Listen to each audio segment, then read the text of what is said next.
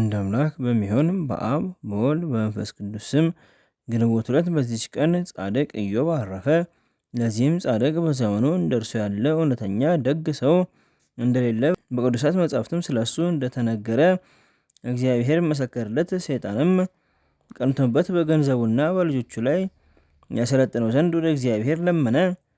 የጻድቅ ኢዮብን ትዕግስት እግዚአብሔር ስለሚያውቅ ያሰለጠነው። ለመጪ ትውልድም አርአያና ምሳሌ እንዲሆን ፈቀደለት።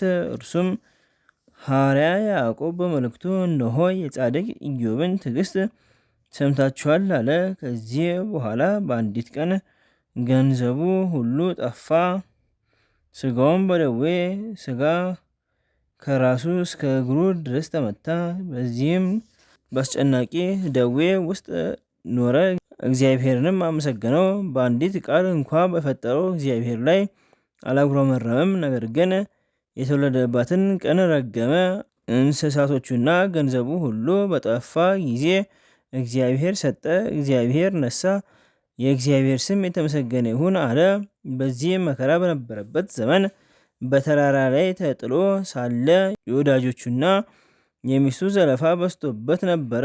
እርሷ እንዲህ ብላ መከረችው፣ እስከ መቼ ድረስ በሞኝነት ትኖራለህ? እንግዲህስ ስደበውና ሙት። ዳግመኛ እግዚአብሔርን ደጅ እጠናዋለሁ፣ መከራውንም እታገሳለሁ፣ የቀድሞ ኑሮዬን ተስፋ አደርጋለሁ ትላለህን አለችው። እንዲህስ እንዳትል ከዚህ ዓለም እነሆ ስም አጠራርህ የጠፋ ሴቶች ልጆቼንና ወንዶች ልጆቼ ሞት። እኔም 9 ወር ሳረግዝ ሳመጥ ስወልድ ላይረቡኝ ላይጠቅሙኝ በከንቱ ደከምኩ። አንተም በመግል ተውጠህ በትል ተከበህ ትኖራለህ። ሌሊቱን ሁሉ ስትዛብር ታድራለህ። እኔም እየዞርኩ እቀላውጣለሁ። ከአንዱ ሀገር ወደ አንዱ ሀገር፣ ከአንዱ ቤት ወደ አንዱ ቤት እሄዳለሁ። ከድካሜ በእኔ ላይ ከመጣው ችግሬም አርፍ ዘንድ ከጠዋት ጀምሮ ፀሐይ እስኪገባ ድረስ እጠብቃለሁ። አሁን ግን እግዚአብሔርን የማይገባ ቃል ተናግረው ሙት አለችው። ኢዮብም ሚስቱን ተመለከተ፣ ሰማት። ስርዓት እንዳልተሰራባቸው ከአሕዛብ ሴቶች እንዳንዲቱ ተናገርሽን? ከዚህ ቀድሞ በጎን ነገር ከእግዚአብሔር እጅ ተቀበልን፣ ከዚህ በኋላ መከራውን አንታገስምን አላት።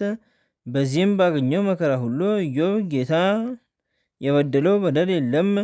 ኢዮብም ወርቅ በእሳት እንዲፈተን ፈጽሞ ተፈተነ። እግዚአብሔርም በደመና ውስጥ ተነጋገረው። ከተናገረውም በኋላ ከደዌው ፈወሰው። ጥሪቱን ሁሉ ከቀድሞ እጥፍ አደረገለት። ሌሎች ልጆችንም ሴቶችና ወንዶችን ሰጠው። ኢዮብም ከደዌው ከተፈወሰ በኋላ 170 ዘመን ኖረ። የኖረውም ዘመን ሁሉ 248 ዓመት ነው። በበጎ ሽምግልናም እግዚአብሔርን አገልግሎ በሰላም አረፈ። ለእግዚአብሔር ምስጋና ይሁን፣ እኛም በዚህ ጻድቅ ሰው ጸሎት ይማረን፣ በረከቱ ከኛ ጋር ለዘላለሙ ትኖር አሜን። በዚችም ቀን የመንፈሳዊ ማህበር አባት የአባ ጳቁሚስ ረድ የከበረ አባት ቴዎድሮስ አረፈ። ይህም አባት በገድል የተጠመደ ትሁት፣ ቅን፣ ታዛዥ፣ በበጎ ስራም ፍጹም ነበረ። ከአባታችን ጳቁሚስም ዘንድ ከታናሽነቱ ጀምሮ መነኮሰ። ለፈጣሪውም እንደሚታዘዝ ይታዘዘው ነበረ። ስለዚህ አባ ጳኩሚስ እጅግ ወደደው።